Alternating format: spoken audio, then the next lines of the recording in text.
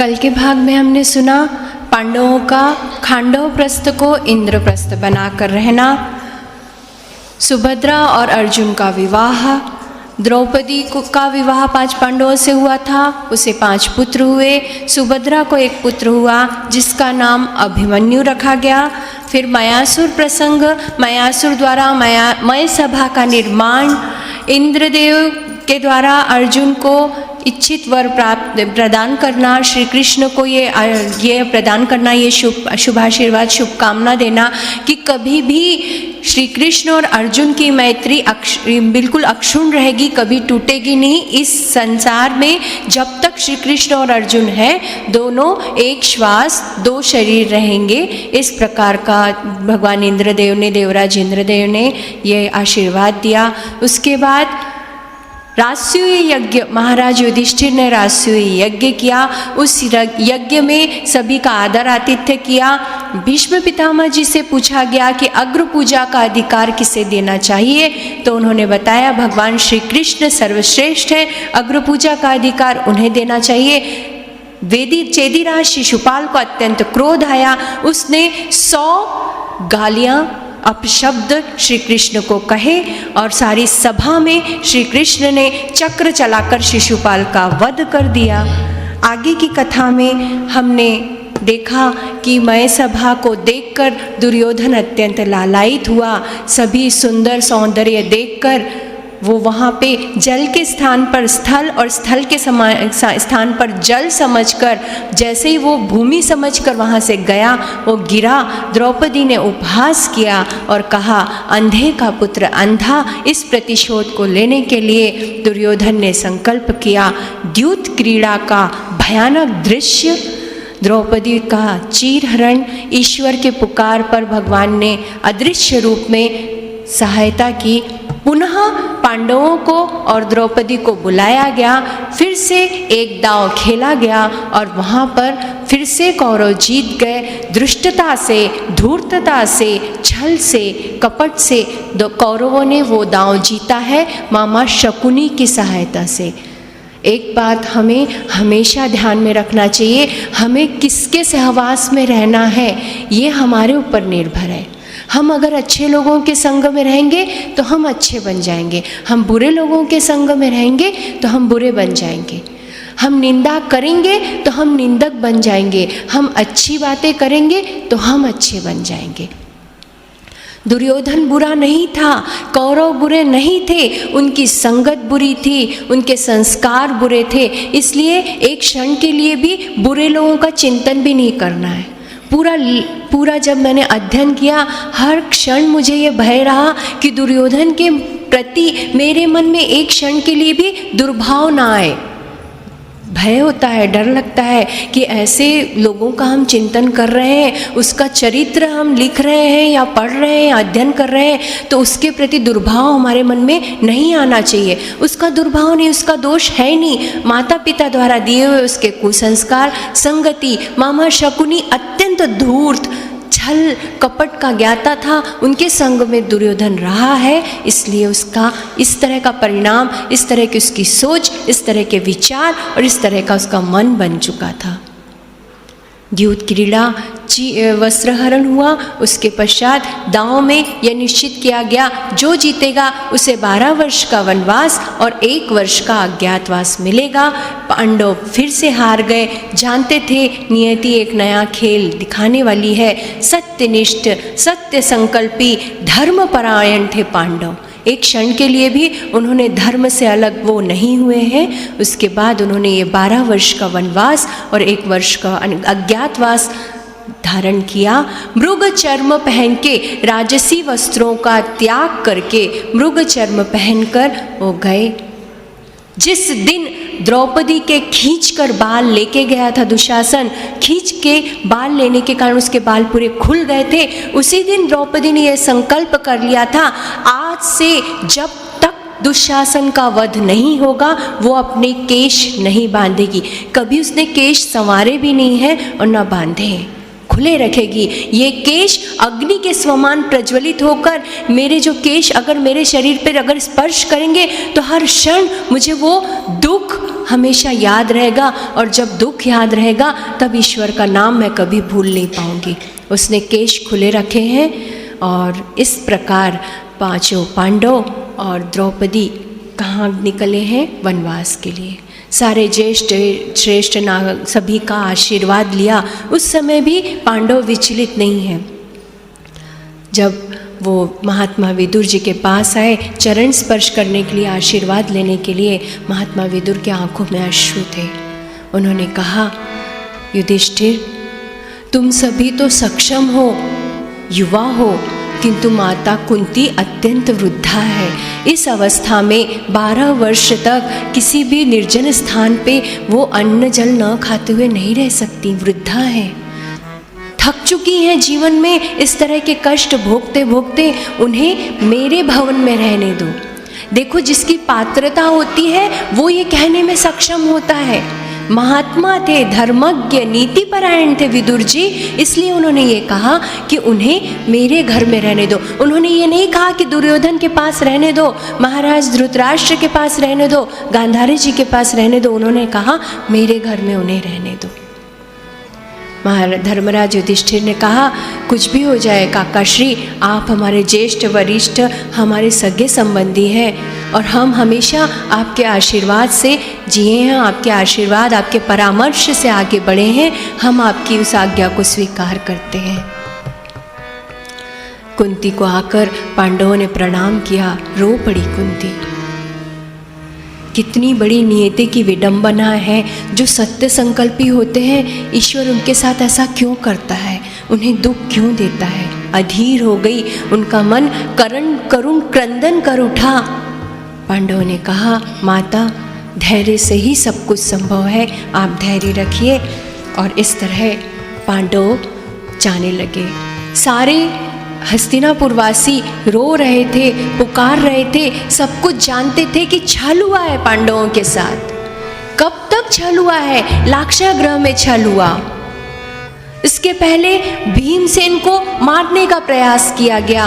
जब तक इतना छोटा सा था बच्चा, तब से उसे मारने का प्रयास किया गया। फिर लाक्षागृह में उन्हें जलाने का प्रयास किया गया। अब द्यूत क्रीड़ा में एक कुलवधू की अवहेलना हुई। उसके बाद 12 वर्षों के लिए मृग चर्म धारण करके वनवास। क्या अपराध था उनका? अच्छा, हस्तिनापुर में भी उन्हें रहने को स्थान नहीं दिया, निर्जन खांडव प्रस्थ में उन्हें भेज दिया। उन्होंने अपने श्रम से उसे इतना सुंदर तैयार किया कि वो इंद्रप्रस्थ हो गया, उसमें उनका दोष नहीं। मय दानों ने उसे मय सभा में इतना अद्वितीय सौंदर्य पूर्ण बना दिया, उसमें उनका दोष था? नहीं। श्रम से, सत्य से, धर्म से रहने के बाद भी दुख अगर हमें आता है तो ये नियति है, इसे स्वीकार कर अगर हम आगे बढ़ते हैं और ईश्वर को कभी नहीं भूलते, तब हम यशस्वी होते हैं, विजयी होते हैं और सफलतापूर्वक इस जन्म में अपने जन्म को सार्थक कर पाते हैं। पांडव आगे निकले, वन में जाने लगे। जब तक उजाला रहता तब तक वो बेचारे आगे चलते रहते। जैसे ही अंधेरा हो जाता तो वो कहीं पे भी विश्राम कर लेते, झाड़ों के पत्ते तोड़ते, उसकी गद्दी बनाते और वैसे सो जाते। न जाने कितने दिन उन्हें ये समझ में भी नहीं आ रहा था। अत्यंत दुखी, मन में इतनी पीड़ा, तो उन्हें भूख भी नहीं लगी। जब हमें बहुत दुख होता है ना तो हमें भूख नहीं लगती। अंदर तक जब मन करुण क्रंदन कर रहा हो तो भूख नहीं लगती। न जाने कितने दिन पांडव बिना कुछ खाए, जहाँ जलाशय आता था वहाँ पानी पी लेते थे, पत्ते बिछाकर सो जाते थे और इस तरह आगे बढ़ते रहे। जैसे ही उन्होंने वन में प्रवेश किया था, वन देवता की स्तुति की थी, उन्हें प्रणाम किया था।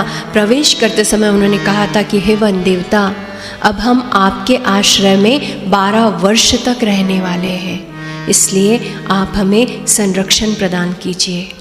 हमारे शरीर में अगर कोई पीड़ा होती हो तो हमें उस तरह प्रार्थना करनी चाहिए, शरीर के उस भाग को ध्यान में लाकर शास्त्रों में लिखा है, साइंस ये सिद्ध करता है, हम ऐसा बोल सकते हैं कि उस शरीर के उस भाग को कि आप खुद सक्षम हो मेरी इस पीड़ा को दूर करने के लिए, मुझ पर दया करो। और इस तरह हम अगर अपने शरीर के किसी पीड़ा को भी हम दूर कर सकते हैं।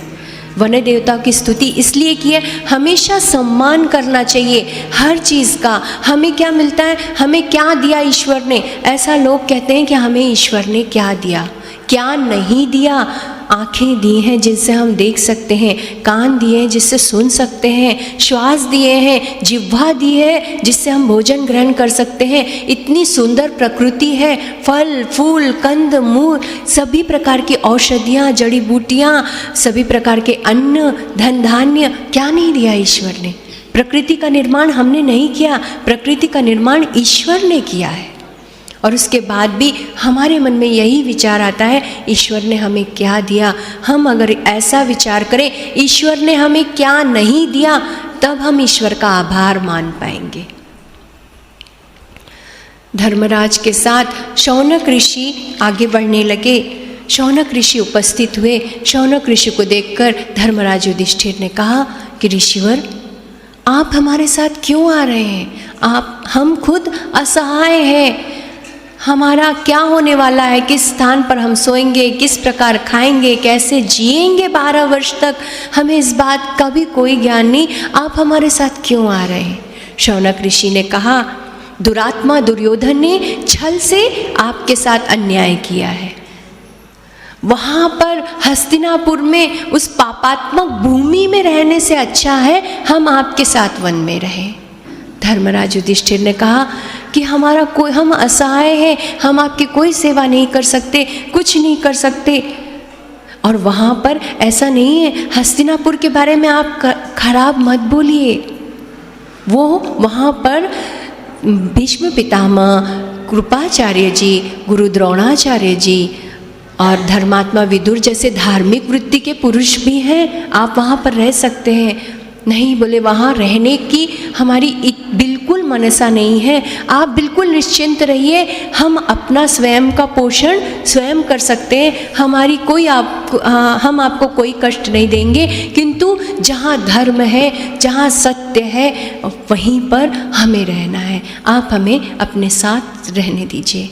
उनके साथ राजपुरोहित धौम्य ऋषि, जिन्होंने इंद्रप्रस्थ के वो पुरोहित थे, वो भी पांडवों के साथ चले हैं। वहाँ पर जाकर धर्मराज युधिष्ठिर ने पूछा कि ऋषिवर को बहुत सारे ऋषि हमारे साथ वन में रहना चाहते हैं, मुझे बहुत दुख होगा, हम में कुछ भी पात्रता नहीं है, हम उनकी सेवा नहीं कर सकते, उनके भोजन का प्रबंध नहीं कर सकते, उनके तप का कोई भी कुछ भी प्रबंध नहीं कर सकते, वो हमारे साथ अनवानी पैरों से आएंगे, हमें अच्छा नहीं लगेगा, आप कोई दिशा दिखाइए जिससे हम उतने सक्षम हो जाए वन में भी।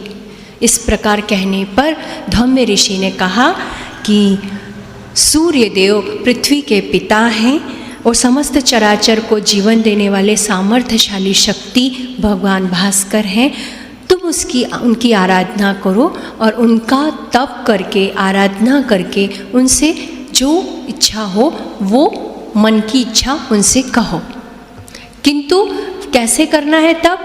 सुबह ब्रह्म मुहूर्त में स्नान करके शुचिर्भूत होकर तुम्हें वो तप करना है, तुम्हारी मनोवांछित कामना अवश्य पूर्ण होगी। दूसरे दिन धर्मराज ब्रह्म मुहूर्त पर उठे, स्नान किया और उन्होंने तप करना शुरू किया। उनका मनोबल और धर्मबल इतना प्रबल था कि एक ही दिन में भगवान सूर्यदेव ब्राह्मण रूप में प्रकट हो गए। और ब्राह्मण रूप में प्रकट होते ही उन्होंने कहा, धर्मराज युधिष्ठिर क्या इच्छा है? कहा, धर्मराज जी ने कहा, हमें कोई इच्छा नहीं है। अगर हम इच्छा लेकर वन में निकलते तो हम कभी 12 वर्ष का जीवन काल नहीं काट पाएंगे। हमारे साथ जो ऋषिवर आ रहे हैं, जो हमारे साथ हैं, उनकी सेवा कर सके, उनका पोषण कर सके, इसलिए हमारी ये इच्छा है। भगवान भास्कर सूर्यदेव ने बताया कि मैं जानता हूँ आप सत्य प्रतिज्ञ हो, धार्मिक वृत्ति के हो, धर्म श्रेष्ठ जो हो उसको मैं हमेशा उसकी मनोकामना पूर्ण करता हूँ। मैं तुम्हें ताम्र पात्र, तांबे का पात्र देता हूँ। ये पात्र ऐसा है, इसमें तुम्हारी पत्नी कुछ भी पकाएगी, कुछ भी बनाएगी तो वो अक्षय हो जाएगा। अक्षय पात्र मैं तुम्हें प्रदान करता हूँ। दिन भर कितने भी लोगों का तुम भरण पोषण कर सकोगे, उसके बाद ये भोजन जब वो स्वयं कर लेगी और स्वयं करके धोकर वो बर्तन रख देगी, उसके बाद इसमें कुछ नहीं बचेगा। ये अक्षय पात्र है और ये तुम्हें मैं प्रदान करता हूँ।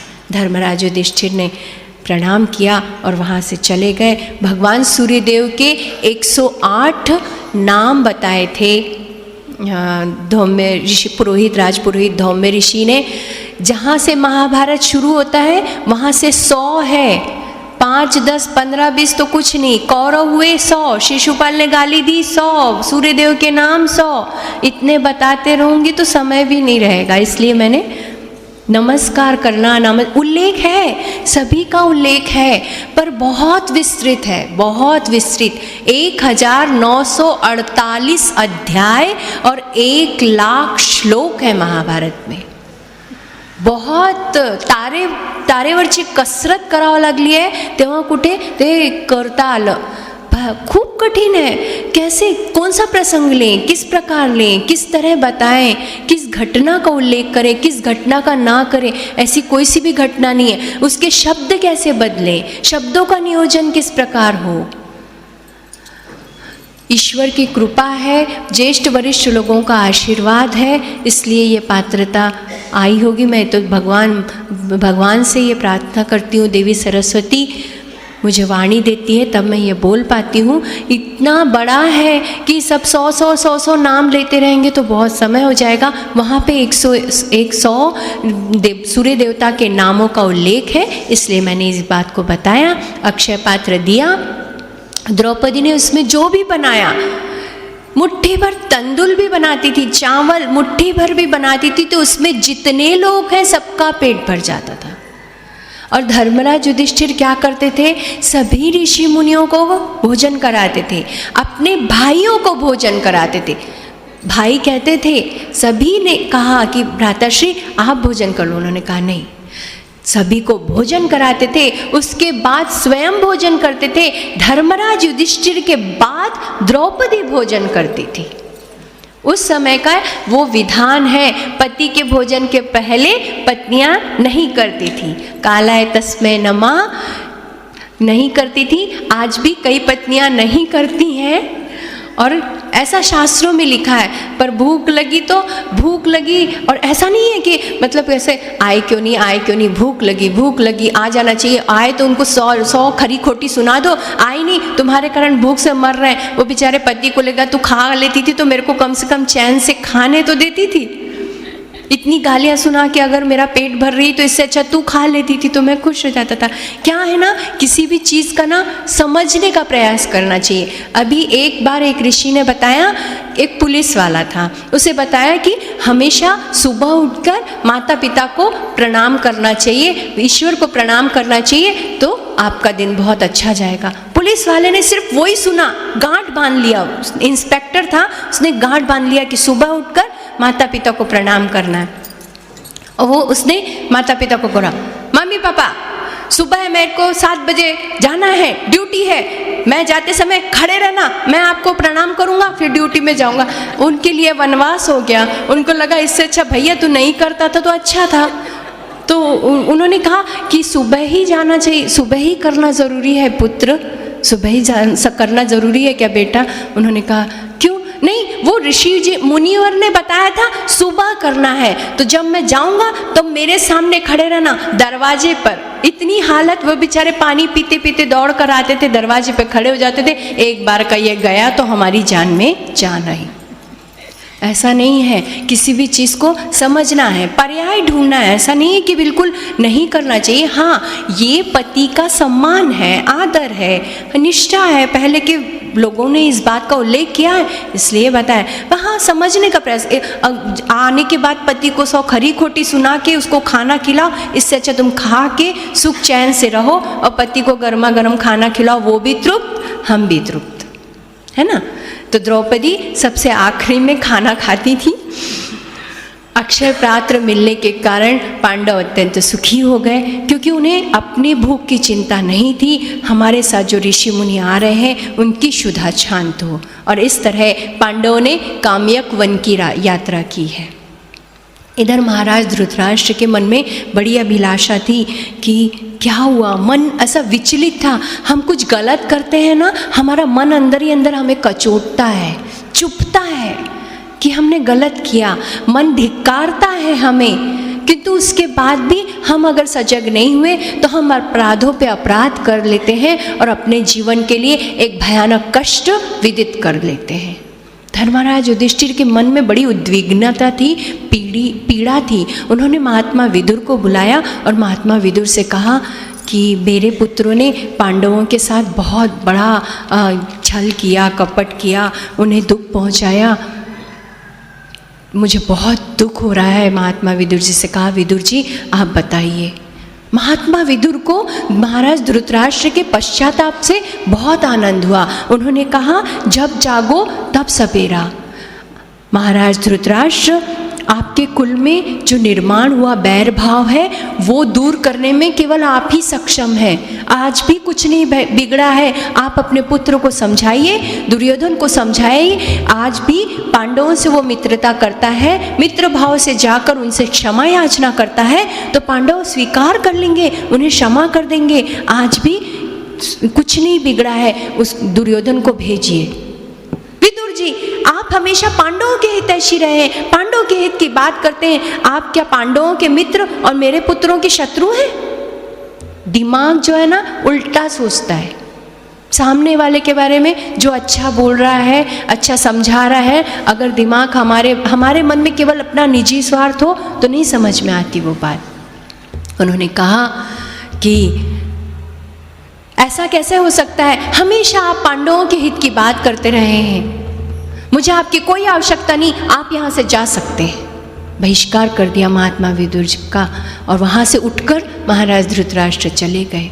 महात्मा विदुर ने कहा, अब हस्तिनापुर के विनाश को कोई नहीं रोक सकता। हस्तिनापुर का विनाश होना अवश्यंभावी है, अवश्य होगा। ना चाहते हुए भी मैं हस्तिनापुर का हित नहीं कर पा रहा, इस बात का अत्यंत दुख था उन्हें। और उन्होंने कहा, अच्छा अवसर है, पांडवों से मिलने चला जाता हूँ। मन ही मन में उन्हें ऐसा लगता था कि पांडवों से मिलना चाहिए। अच्छा, पांडव कहाँ हैं, इस बात की सूचना हस्तिनापुर में मिलती रहती थी, क्योंकि सूचक वहाँ पे थे, सूचना देने वाले सारे जो सूचक जो सेवक थे वो बताते थे।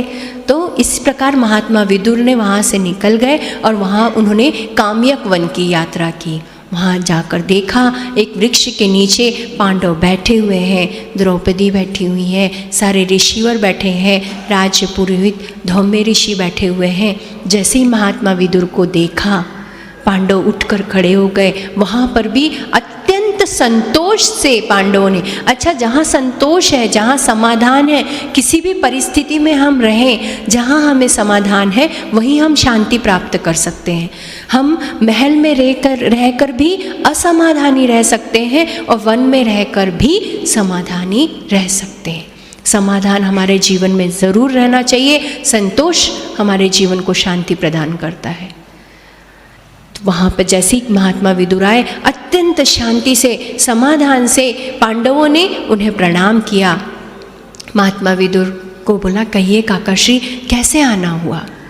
महात्मा विदुर ने कहा कि ऐसा ऐसा हुआ, महाराज धृतराष्ट्र को मैंने नीतिवान बातें बताई, उन्होंने मुझे मेरा बहिष्कार किया और मैं यहाँ वहाँ से आ गया हूँ, अब मैं तुम्हारे साथ रहूँगा। महात्मा विदुर ने कहा कि अब मुझे हस्तिनापुर में वापस जाना नहीं है, बहुत मन में उद्विग्नता हुई है, किंतु एक बात याद रखना धर्मराज युधिष्ठिर, जो अपने शत्रु को भी क्षमा कर देता है वो जीवन में यशस्वी होता है। इस बात को गांठ बांध लो, जिसने तुम्हारे साथ शत्रुता की है उसे भी क्षमा करने का सामर्थ्य अपने अंदर पैदा करना। उसने शत्रुता की है, वो तुम्हारी नियति है, तुम अपने भाग्य को नहीं बदल सकते, किंतु जो शत्रु को भी क्षमा करता है वो जीवन में यशस्वी होता है, भाग्यशाली होता है, जीवन के हर मार्ग में उसे मंजिल मिलती है, दिशा मिलती है, ज्ञानवान होता है। धर्मराज युधिष्ठिर ने कहा, काकाश्री आपकी हर बात को मैं मानता हूँ और मुझे हमेशा इस बात को ध्यान में रखूँगा। और जैसे ही महात्मा विदुर वहाँ से चले गए, महाराज धृतराष्ट्र को फिर से बहुत दुख हुआ, बहुत ग्लानि हुई कि महात्मा विदुर जैसे धर्मज्ञ का मैंने बहिष्कार कर दिया। उसी समय उन्होंने अपने विशेष दूत संजय को बुलाया और संजय से कहा, तुम शीघ्र जाओ काम्यक वन की ओर और महात्मा विदुर को लेकर आओ, वो यहाँ पर रहेंगे तो मैं कुछ दिन जी पाऊँगा और उनसे मेरी तरफ से क्षमा मांग लेना। और अगर महात्मा विदुर ना आए, विदुर जी ना आए तो उनसे कहना मैं अपने प्राण त्याग दूंगा, तुम शीघ्र जाओ और महात्मा विदुर को लेकर आओ और इस सम्मान पूर्वक लेकर आना और उनसे क्षमा मांग लेना। देखिए, आंखें बंद करने से मुसीबत नहीं टलती और मुसीबत आए बिना आंखें नहीं खुलती। आंखें बंद करने से मुसीबत नहीं टलती, मुसीबत आए बिना आंखें नहीं खुलती। छल में बेशक बल है, छल में बेशक बल है, किंतु प्रेम में आज भी हल है। हमेशा हमें ध्यान रखना है कि हर बात का, हर प्रश्न का उत्तर, हर समस्या का हल केवल प्रेम में है, बल में नहीं है। ईश्वर क्या हुआ, महाराज धृतराष्ट्र की आज्ञा लेकर विशेष दूत संजय वहाँ पर काम्यक वन में पहुँचा। उन्होंने महात्मा विदुर को प्रणाम किया, सभी पांडवों से मिला, उनके चरण स्पर्श करके संजय ने बताया कि विदुर जी, महाराज धृतराष्ट्र अत्यंत उद्विग्न है, उन्होंने आपसे क्षमा याचना की है, क्षमा मांगी है और उन्होंने सहर्ष सम्मान के साथ आपको लेकर हस्तिनापुर में आने के लिए कहा है, इसलिए आप मेरे साथ चलिए, अन्यथा वो प्राण त्याग देंगे। महात्मा विदुर ने कहा कि नहीं, ऐसी कोई परिस्थिति उत्पन्न ना हो, मेरे कारण किसी की जीवन का अंत हो, ये तो मैं कभी नहीं चाहूँगा। वे धर्मज्ञ थे, नीतिज्ञ थे। उन्होंने कहा अच्छा, पांडवों को आशीर्वाद दिया, शुभ आशीर्वाद दिया और वहाँ से वो चले हैं। जैसे ही धर्मराज युधिष्ठिर को प्रणाम सबसे मिलकर महात्मा विदुर घर आए, क्षमा मांगी है महाराज धृतराष्ट्र ने। महात्मा विदुर ने कहा कि ऐसा कुछ मत करिए, आप मुझसे बड़े हैं और पूजनीय हैं, क्षमा का तो प्रश्न ही नहीं उठता। मैंने आपके हित के बारे में कहा था, जो हित में था, जो अच्छा था आपके लिए, वही मैंने कहा था, किंतु नियति के आगे, किस्मत के आगे किसकी चलती है, ऐसा कोई प्रश्न नहीं उठता। आप निश्चिंत रहिए, मैं हस्तिनापुर में ही आपके साथ रहूँगा।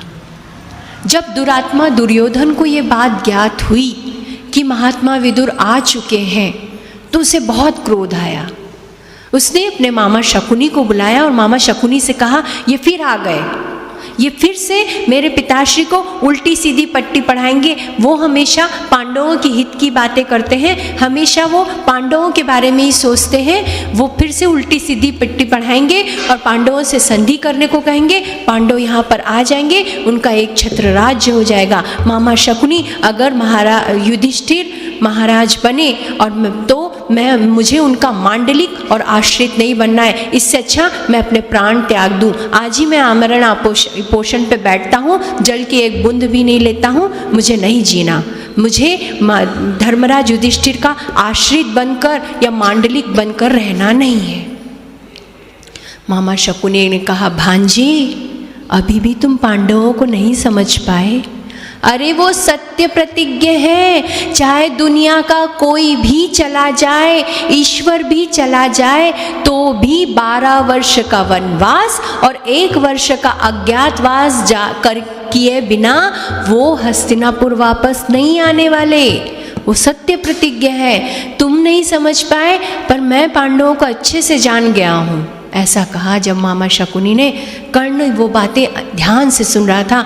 कर्ण ने कहा, तुम्हारी जो उद्विग्नता का एक ही उपाय है, ऐसा करते हैं, मैं मामा शकुनी, दुशासन, हम और आप सभी मिलकर काम्यक वन में जाते हैं और पांडवों का वध कर देते हैं।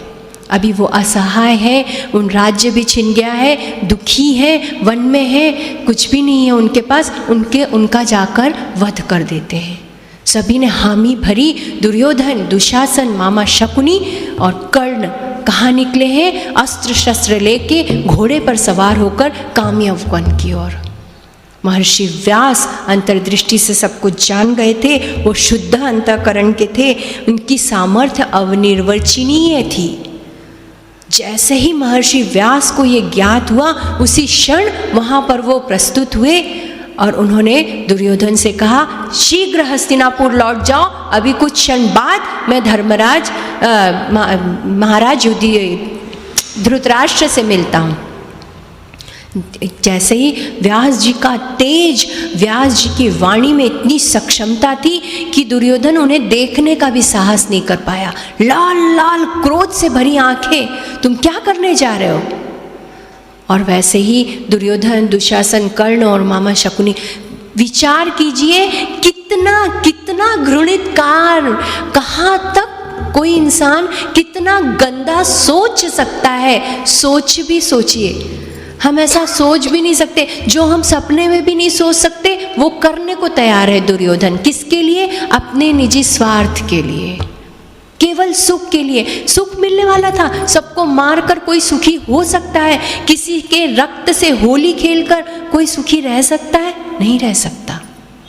आगे हम कथा में सुनेंगे क्या होता है रक्त, क्या होता है सगे संबंधी, क्या होता है विश्वास और क्या होता है प्रेम। जहाँ पर सहयोग है, जहाँ पर मित्रता है, जहाँ पर विश्वास है, जहाँ पर प्रेम है, वहीं हम सबको अपना बना सकते हैं। नहीं तो अपना भी पराया हो जाता है और प्रेम से पराया भी अपना हो जाता है। महर्षि व्यास पहुँचे हैं महाराज धृतराष्ट्र के पास। धृतराष्ट्र से पूछा, धृतराष्ट्र मूर्ख हो तुम? क्या करने जा रहा था दुर्योधन? मालूम है तुम आंख से नेत्रहीन हो, किंतु तुम्हें यह भी सूचना नहीं क्या कर रहे हैं? तुम्हारा पुत्र द्वेष बुद्धि में पांडवों का वध करने के लिए काम्यक वन में जा रहा था। अगर ये वध हो जाता तो कितना भयंकर विनाशकारी परिणाम हो जाता, इस बात का स्वप्न में भी चिंतन किया है तुमने? एक क्षण में पांडव सब कुछ कर सकते हैं।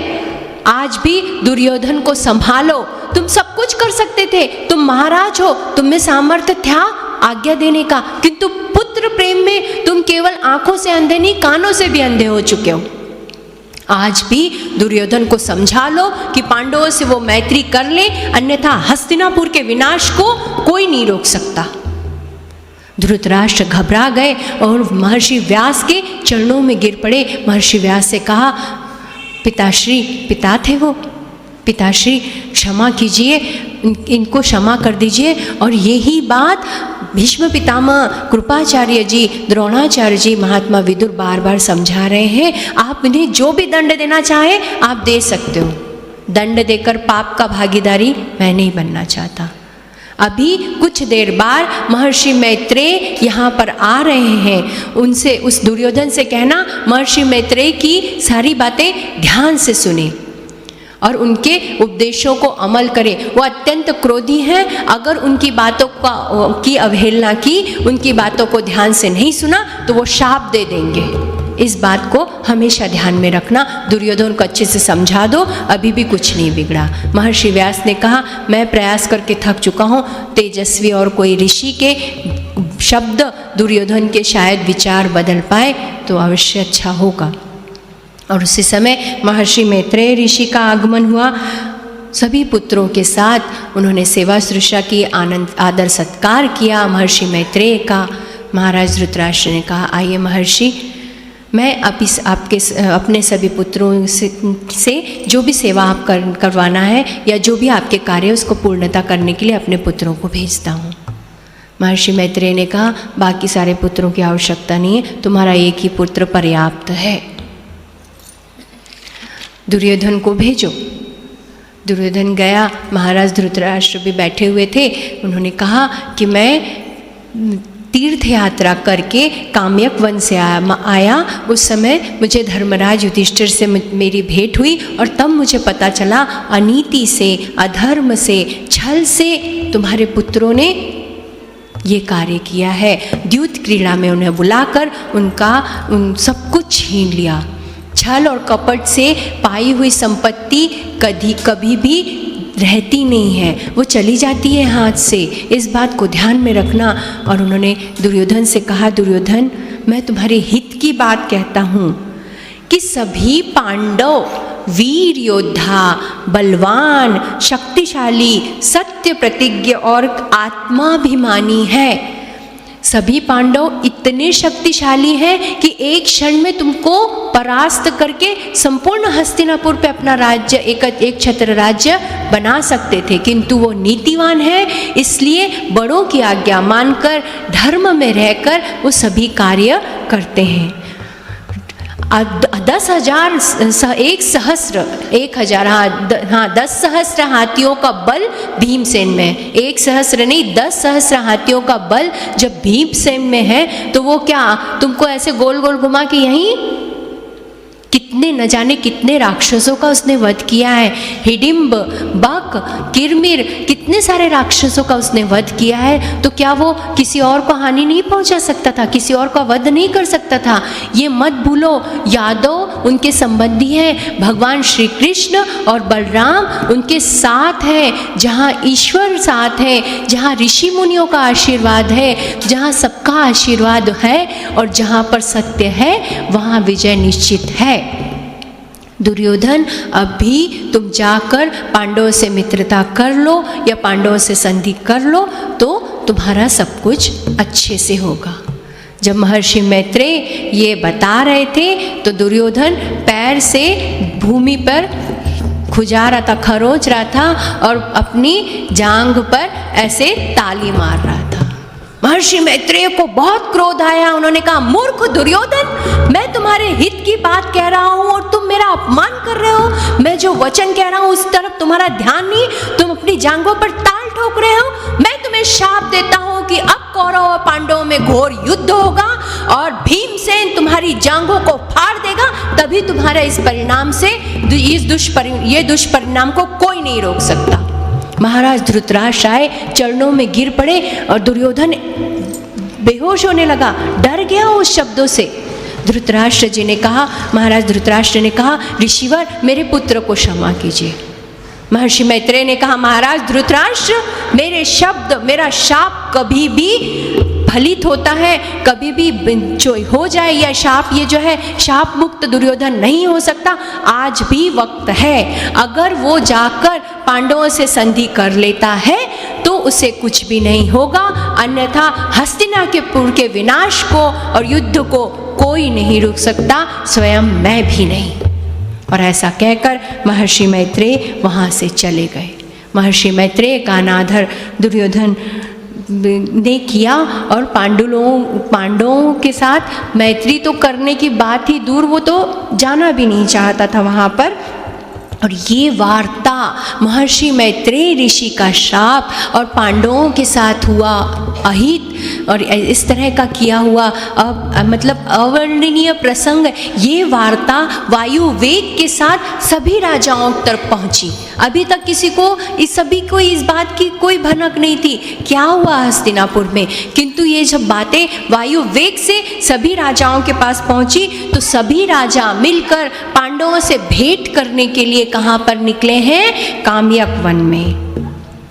सभी राजाओं को ये बात अंतःकरण पर प्रहार करने जैसी थी और इधर से भगवान श्री कृष्ण का आगमन भी वहाँ पर हुआ है पांडवों के पास काम्यक वन में। सभी ने भगवान श्री कृष्ण को प्रणाम किया, राजाओं से कहा कि यह बात निश्चित हो गई कि दुरात्मा दुर्योधन, दुशासन, कर्ण और शकुनी का रक्तपान ये पृथ्वी करेगी। अब इस युद्ध को कोई नहीं रोक सकता। और आज ही हम जाकर ये सारे समूह, मैं जाकर सारे कौरव कुल का विनाश कर देता हूँ और पांडवों का एक छत्र राज्य स्थापित कर देता हूँ। अर्जुन ने देखा कि हमारे तिरस्कृत होने पर भगवान श्री कृष्ण को कितना क्रोध आ रहा है, तो उन्होंने उन्हें शांत करने का प्रयास किया है। उन्होंने कहा, श्रेष्ठ तपस्वी, महापराक्रमी योद्धा, राजनीतिक कुशल, सत्य प्रतिज्ञ, जप तप ज्ञान दान शौर्य धैर्य पुरुषार्थ और परमार्थ आप में है केशव। आप ये क्या करने जा रहे हैं? हमने वचन ले लिया है, आप ऐसा कुछ भी ना करें, धर्म के विरुद्ध ऐसा कुछ भी ना करें, क्रोध में आकर ऐसा कोई भी कदम ना उठाए, क्योंकि 12 वर्ष का वनवास और 1 वर्ष का अज्ञातवास बिताए बिना हम हस्तिनापुर में प्रवेश नहीं करेंगे। हम प्रतिज्ञाबद्ध हैं और हमें दिए हुए वचन की पूर्णता करनी है। श्री कृष्ण ने अर्जुन से कहा, अर्जुन तुम मात्र मेरे हो, मैं मात्र तुम्हारा हूँ। तुम नर हो और मैं नारायण हूँ। तुम मेरे से अलग नहीं हो, मैं तुमसे अलग नहीं हूँ।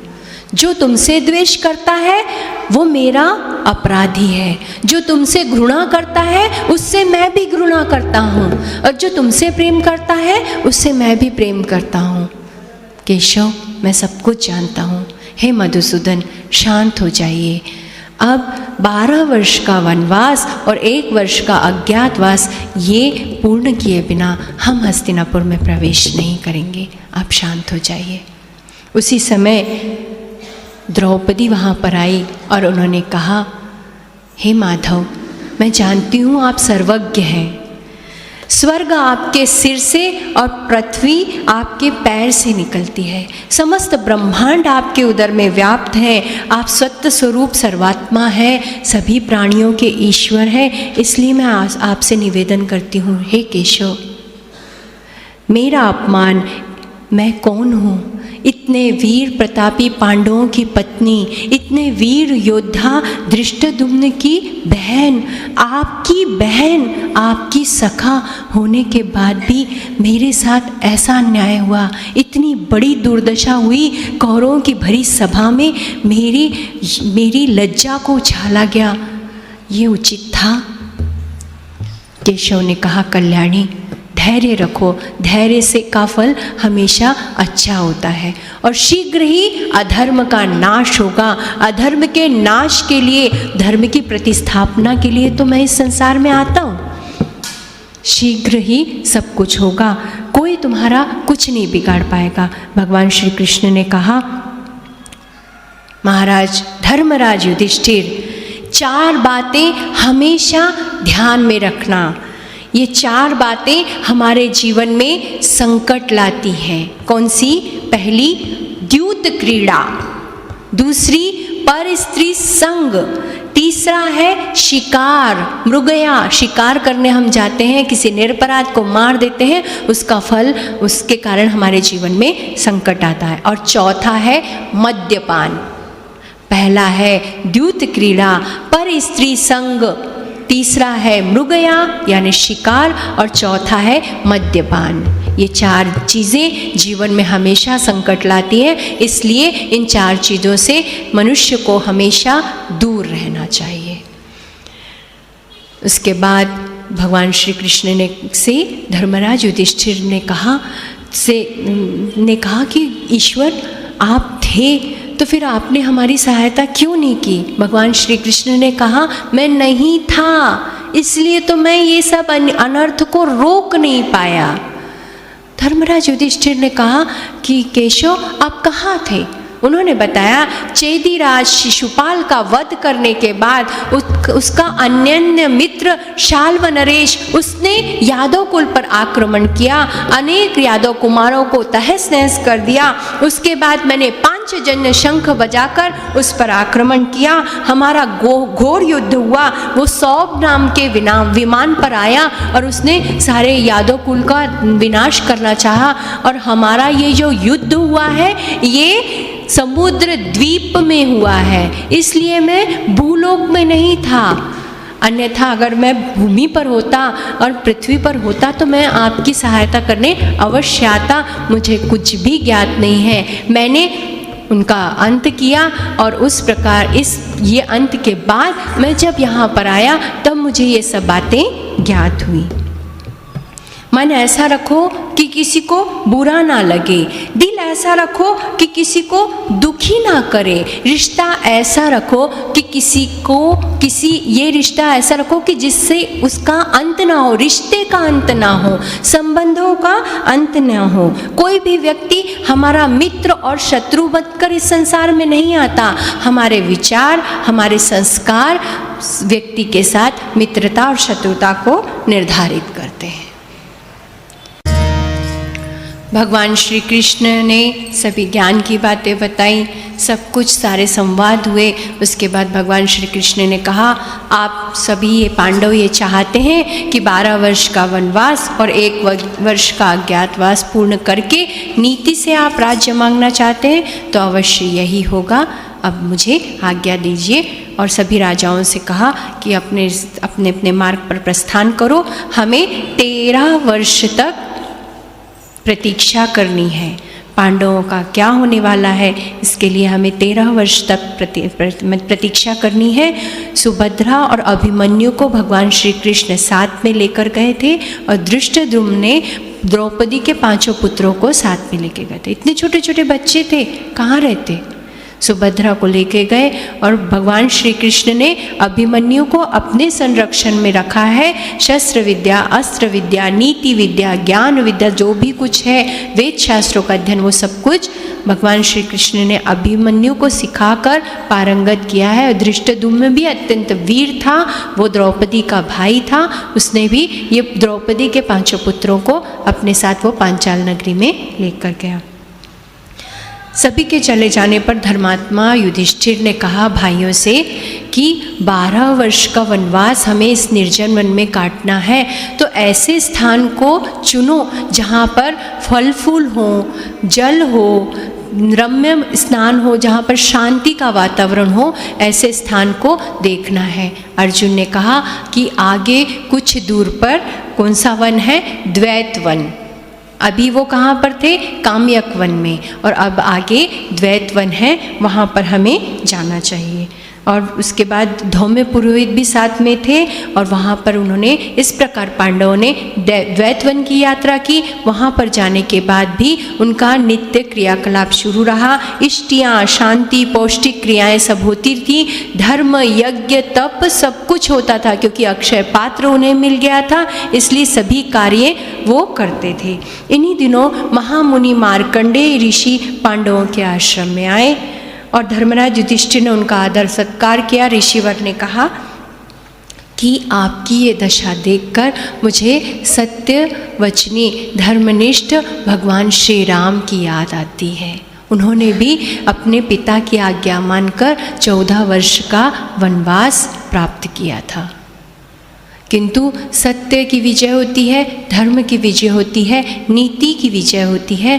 इसलिए भगवान आपको देखकर मुझे श्री राम नज़र आते हैं। हमें देखकर हमें किसी को कोई अच्छा नज़र आए, यही हमारी सबसे बड़ी उपलब्धि है। अगर कोई हमारे तरफ देखता है तो उसके मन में किसी महात्मा का स्मरण आए, उसके मन में हमें देखकर यह भाव जागृत आए, अरे ये तो वही है, कितने नीतिवान है, कितने गुणवान है, कितने चरित्रवान है, ऐसा हमें देखकर देखे। मदर टेरेसा को जब सब लोग देखते थे, अपने आप उनकी दृष्टि उनके चरणों में चली जाती थी, उनके मुख को देखने की इच्छा नहीं होती थी। महात्मा गांधी को जब सब लोग मिलते थे तो मन में असीम शांति मिलती थी केवल उनको देखकर।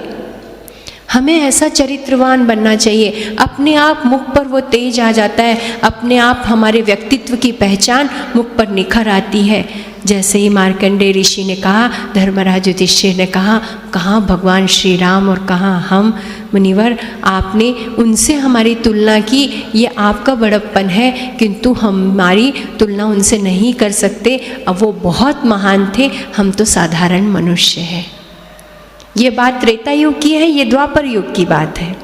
उसके बाद दालभक मुनि उनके आश्रम में आए। वहाँ पे धर्मराज युधिष्ठिर जहाँ पर थे द्वैतवन में वहाँ दालभक मुनि आए और उन्होंने कहा कि धर्मराज युधिष्ठिर, जो ब्राह्मणों की सेवा करता है उसकी इच्छित कार्य हमेशा सिद्ध होते हैं। क्षत्रियों में अनुपम दृष्टि होती है, ब्राह्मणों में अनुपम दृष्टि होती है और क्षत्रियों में अनुपम बल होता है। अगर अनुपम दृष्टि और अनुपम बल का समन्वय हो जाए तो विजय निश्चित है। ऐसा कहकर उत्तम उपदेश देकर दालभक मुनि भी चले गए। हमारा संग कैसा होना चाहिए, ये पूरी घटनाएं हमें ये बताती है कि पांडवों ने पूरे 12 वर्षों में केवल तपस्या की है, तीर्थ यात्रा की है, मुनियों का दर्शन किया है। जिस प्रकार भगवान श्री राम ने 14 वर्ष में क्या किया था, मुनियों के आश्रम में वो गए, सभी का आशीर्वाद लिया, उस आशीर्वाद का कवच लेकर वो रावण से युद्ध करे, इसलिए वो जीत पाए। पांडवों ने भी वही कार्य किया है। एक दिन संध्या के समय सभी आराम से शांति से बैठे थे तो द्रौपदी ने धर्मराज युधिष्ठिर से कहा, आर्यपुत्र, आपकी ये दिनचर्या और क्रियाकलाप देखकर मुझे आप पर क्रोध आता है, जिसमें कोई भी बल होना चाहिए क्षत्रिय में, जो अनुपम हो, तेज ना हो, जिसमें क्रोध ना हो, जिसमें तेज ना हो, वो कैसा क्षत्रिय? क्षत्रिय में तो बल होना चाहिए, क्रोध होना चाहिए। मुझे आपको देखकर आप पर क्रोध आता है। शत्रुओं को क्षमा नहीं किया जाता, उन्हें उनके अनुरूप दंड दिया जाता है। धर्मराज युधिष्ठिर ने कहा कि क्रोध को के वश में ना होकर क्रोध को अपने वश में करना चाहिए। क्षमा ही एक ऐसा शस्त्र है जो सब कुछ अच्छे से करता है, जो जीवन में शांति लाता है। क्रोध से हम किसी को भी नहीं जीत सकते। जीतना है तो प्रेम होना चाहिए। क्षमा में तेजस्वियों का तेज है, तेजस्वियों का ब्रह्म है, तेजस्वियों की सत्य है, सत्यवानों का भी सत्य है। किसमें? क्षमा में। क्षमा एक ऐसा शस्त्र है जिससे हम सब कुछ निर्धारित कर सकते हैं, अपने नियति को, दिनचर्या को, अपने आने वाले जीवन को, क्योंकि क्षमा ही जीवन में शांति लाती है। ज्ञानियों का सदाचार क्षमा और दया में ही है। वार्तालाप शुरू ही था। द्रौपदी को बहुत क्रोध आता था धर्मराज युधिष्ठिर को देख के। ऐसे कैसे चुप रहते हैं, ऐसे कैसे अधर्म को सहन कर लेते हैं, और अधर्म को सहन करने के बाद इन्हें क्रोध क्यों नहीं आता? क्रोध आना चाहिए ना, अनीति को देखकर। हाँ, जो अच्छे हैं उन्हें देखकर क्रोध ना करो, किंतु हमारे साथ जो अधर्म हो रहा है उसे देखकर क्रोध नहीं आए तो उसे बहुत चिढ़ आती थी। कैसे ये है कि इनको क्रोध भी नहीं आता। ऐसा वार्तालाप शुरू ही था। महर्षि व्यास का वहाँ पर आगमन हुआ। सभी ने महर्षि व्यास को प्रणाम किया और महर्षि व्यास को प्रणाम करके उन्होंने आदर आतिथ्य से उन्हें बिठाया। महर्षि व्यास ने कहा, धर्मराज, नियति को कोई नहीं बदल सकता, नियति मेरे हाथ में भी नहीं है, किंतु वन में रहकर तुम समय का सदुपयोग करो। तुम सभी पांडव, जो अर्जुन है वो अच्युत स्वरूप है, और देवराज इंद्र, वरुण, कुबेर, यमराज, भगवान शिव, उनकी आराधना करने के लिए अर्जुन को भेजो। अस्त्र शस्त्र से अपनी शक्ति अर्जित कर ले तो आगे जो होने वाला है उसमें सक्षम हो जाओगे।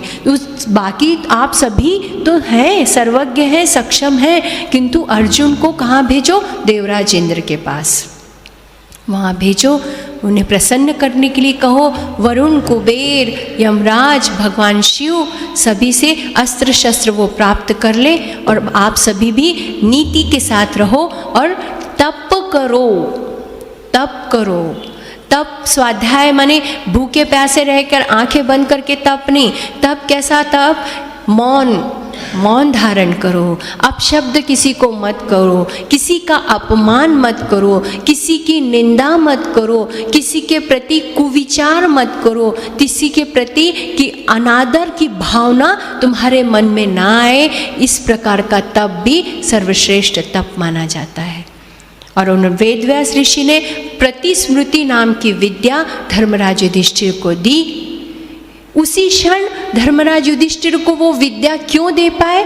क्योंकि धर्मज्ञ, नीतिज्ञ और सत्यनिष्ठ थे धर्मराज। अन्यथा किसी भी प्रकार की विद्या को ग्रहण करने से पूर्व तप करना पड़ता है, ध्यान करना पड़ता है। ब्राह्म मुहूर्त में उठकर शुचिर्भूत होकर जब ध्यान हम करते हैं तब वो विद्या ग्रहण करने की ग्रहणशीलता हम आत्मसात कर सकते हैं।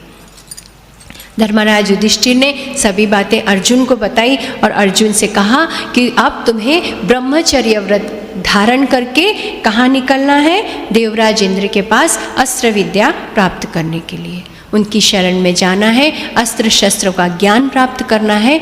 आगे का जीवन वही निर्धारित करेगा हमारा भविष्य।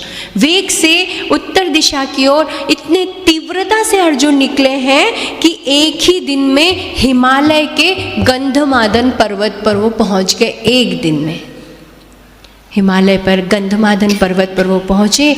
उस पर्वत पर गुफा में जाकर देखा तो अत्यंत तेजस्वी कृशक्राय ऋषि ध्यानस्थ अवस्था में बैठे थे। उन्होंने आंखें खोली और उन्होंने कहा अर्जुन से, अर्जुन तुम यहाँ क्यों आए हो? और इस तरह कवच धारण करके अस्त्र शस्त्र से सुसज्जित होकर तुम यहाँ क्यों आए हो? यहाँ पर अस्त्र शस्त्रों का कोई काम नहीं, अभी इसी क्षण उस चीज़ का परित्याग करो, अस्त्र शस्त्रों का परित्याग करो। और मैं यहाँ अकेला हूँ, मैं तुम्हें कोई हानि नहीं पहुँचाऊँगा। किंतु अर्जुन टस से मस नहीं हुए। उनकी निष्ठा और अपनी विचारों की प्रबलता देखकर ऋषि अंतर्ध्यान हो गए और वहाँ पर प्रकट हुए देवराज इंद्र। देवराज इंद्र ने कहा तुम्हारे विचारों और तुम्हारी अपने शस्त्रों की प्रति निष्ठा देखकर मैं प्रसन्न हूँ। मांगो, तुम्हें क्या मांगना है, क्या इच्छा है तुम्हारी, मैं वो वर देने को तैयार हूँ। अर्जुन ने कहा देवराज अगर आप मुझसे प्रसन्न हैं तो मुझे अस्त्र शस्त्र अपने प्रदान कीजिए। भावी जीवन के निर्धारण करने के लिए मुझे अस्त्र शस्त्र विद्या की आवश्यकता है। देवराज इंद्र ने कहा कि मैं ही नहीं, वरुण, कुबेर, यमराज सभी अस्त्र शस्त्र तुम्हें प्राप्त, तुमसे तुम अस्त्र शस्त्र प्राप्त कर सकते हो, किंतु ये तुम्हें तभी प्राप्त होंगे जब तुम पर शिव जी की कृपा होगी। महादेव की आज्ञा के बिना हम कोई भी तुम्हें अस्त्र शस्त्र प्रदान नहीं कर सकते, इसलिए तुम्हें सर्वप्रथम महादेव को प्रसन्न करना पड़ेगा। ऐसा सुनना ही था कि देवराज इंद्र गए हैं कैलाशपति श्री शंकर के मार्ग की ओर। कैलाश के ऐसे स्थान को अर्जुन ने चुना जहाँ पर जल था, वायु थी, क्योंकि वहाँ कैलाश में क्या है, बर्फ, ठंड, तो जल जहाँ पर था ऐसे स्थान को अर्जुन ने चुना और तप करने में लीन हो गए। बहुत दिनों तक जब उन्होंने तप किया तो भगवान शंकर भील का वेश बनाकर माता पार्वती के साथ उस स्थान पर आए। अर्जुन ने से कहा नेत्र खोला, और जैसे ही अर्जुन ने नेत्र खोले तो सामने देखा एक जंगली विद्रुत वराह अवतार वो अर्जुन की ओर आ रहा है। अर्जुन ने तुरंत बाण निकाला और उस पर प्रहार किया। उसी समय उस भील ने बाण निकाला और उस पर प्रहार किया। वो वराह एक दैत्य के रूप में परिवर्तित हो गया और उसका अंत हो गया। अब उस भील ने कहा ये पूरा क्षेत्र मेरा है, वराह मेरा है, मेरी संपत्ति थी, तो वो वराह पर तुमने आक्रमण क्यों किया? वो मेरी संपत्ति थी, तुमने आक्रमण क्यों किया? मैंने आक्रमण किया, ये मेरा निजी कार्य था, किंतु तुमने आक्रमण किया है, अब तुम मेरे प्रहार से बचो। और एक क्षण में उस भील ने अर्जुन को पकड़ लिया अपने बाहुपाश में, इतनी शक्तिशाली से पकड़ा कि अर्जुन को मूर्छा आने लगी, हिलने डुलने का सामर्थ्य भी नहीं था, और किसी तरह वो मूर्छित होकर अर्जुन जमीन पर गिर पड़ा। और जैसे ही उसे चेतना आई उसी क्षण अर्जुन ने मिट्टी की वेदी बनाई और भगवान शिव शंकर की प्रार्थना करने लगा, आराधना करने लगा। जैसे ही उसने भगवान शिव शंकर की उस प्रतिमा पर फूल चढ़ाए, वो क्या देख रहा था? जो फूल वो प्रतिमा पर चढ़ाता था, वो फूल उस भील के मस्तक पर है। जो कुछ वो चढ़ा रहा था वो सब उस भील के मस्तक पर है। अर्जुन को बहुत आश्चर्य हुआ। अर्जुन ने उस भील को प्रणाम किया। उसी समय भगवान महादेव और पार्वती वहाँ पर, भगवान गिरिजा शंकर वहाँ पर प्रकट हुए। उन्होंने कहा, अर्जुन मैं तुमसे प्रसन्न हूँ, मांगो, क्या मांगना चाहते हो, क्या वर मांगना चाहते हो? तो अर्जुन ने कहा कि प्रभु मैंने आपके साथ युद्ध किया, मुझे क्षमा कर दीजिए। अर्जुन से भगवान शिव ने कहा, अरे ये इसमें क्षमा का प्रश्न ही नहीं उठता, ये तो मेरी माया थी, वो शुकर भी माया के अधीन था, सब कुछ मेरे माया के वशीभूत होकर हुआ है, तुमने कोई अपराध नहीं किया, वरदान मांगो। भगवान शिव से अर्जुन ने कहा कि भगवान शिव अगर आप मुझ पर प्रसन्न हैं तो आप मुझे पाशुपातास्त्र दीजिए। और भगवान शिव ने उसी क्षण पाशुपतास्त्र दिया और उन्होंने बताया कि जैसे ही इसका तुम संधान करोगे तो उसमें से भयंकर गदाएं और असंख्य सर्प निकलेंगे, और इसका प्रयोग किसी भी ऐसे व्यक्ति पर नहीं करना जो तुम्हें हानि ना पहुंचा रहा हो। अत्यंत सामर्थ्य के साथ इसका प्रयोग करना पड़ेगा। इसकी प्रयोग विधि, उपसंहार की विधि, सब कुछ भगवान शिव ने बताई। और इस प्रकार का अस्त्र मैं तुम्हें कब प्रदान कर सकता हूँ? कल ब्राह्म मुहूर्त पर, सूर्योदय पर स्नान करके तुम शुचिर्भूत होकर बैठो, मैं संपूर्ण विद्या का ज्ञान तुम्हें दूंगा। दूसरे दिन अर्जुन ने स्नान किया, शुचिर्भूत हुआ और भगवान शिव के सामने प्रत्यक्ष था। उसी समय भगवान शिव ने उसे पाशुपतास्त्र प्रदान किया और अंतर्ध्यान हो गए। भगवान शिव ने कहा, अर्जुन तुम में सामर्थ्य है, तुम शक्तिशाली हो, तुम में सत्यनिष्ठा है, तप किया है, तब से तुम प्रबल हो चुके हो, मेरा आशीर्वाद हमेशा तुम्हारे साथ है। ईश्वर का आशीर्वाद अगर हमारे साथ रहा तो हमारा कोई अहित नहीं कर सकता। उसी समय जैसे ही भगवान शिव अंतर्ध्यान हो गए, धनराज कुबेर, वरुण देव, देवराज इंद्र, यमराज सभी वहाँ पर प्रकट हुए और उन्होंने कहा कि तुम्हें शिव कृपा प्राप्त हो चुकी है, इसलिए हम भी तुम्हें सारे अस्त्र शस्त्र प्रदान करते हैं। और सभी देवताओं ने उन्हें दिव्यतम अस्त्र शस्त्र प्रदान किए। उसके बाद देवराज इंद्र ने कहा, आगे के जीवन के निर्धारण करने के लिए और भी कलाएं तुम्हें सीखनी है, इसलिए तुम्हें स्वर्ग आना होगा।